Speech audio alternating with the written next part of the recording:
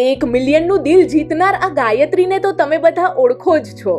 હા, આ એ જ ગાયત્રી છે જે થોડા દિવસો પહેલા આપણે ત્યાં મહેમાન બનીને આવી હતી. હું તેને રોટલી તો ના આપી શકી, પણ મેં કંઈક એવું આપ્યું જે એને જીવનભર યાદ રહેશે. સોફામાં બેસવાનો અનુભવ. દીદી, મને પહેલી વાર કોઈકે આવી રીતે ટ્રેમાં પાણી આપ્યું છે. અને એ માઉસનો સ્પર્શ.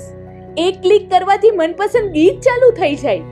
પણ હજુ એના દિલમાં રહેલી એક ઈચ્છા પૂરી કરવાની બાકી હતી. મેં બુક આપતા કહ્યું, આમાં કલર કરીશ? ત્યારે તેણે કહ્યું કે મારી પાસે કલર નથી. હા, આ વાર્તા શરૂ થઈ હતી આ કલરથી. મેં તેને સૌ પ્રથમવાર અહીંયા જોઈ હતી, જેને રસ્તા પરથી મળેલી સ્કેચ પેને આનંદમાં લાવી દીધી હતી.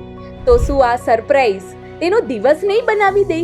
તેણે બુકમાં કલર કરતા કરતા ઘણી વાતો કરી. અમુક વાતો માટે તેણે પ્રોમિસ લેવડાવ્યું કે હું કોઈને ના કહું, અને એ પ્રોમિસ હું જરૂર નિભાવીશ.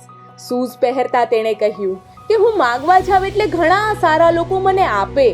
આ બૂટ પણ મને કોઈએ આપ્યા છે, કપડાં અને બીજી ઘણી બધી વસ્તુઓ આપે. પણ આજે મને જે મજા આવી, સોફામાં બેસવાની, મોટા લોકોની જેમ પાણી પીવાની, ચિંતા વગર રમવાની, આવી મજા દીદી મને કોઈ દી નથી આવી.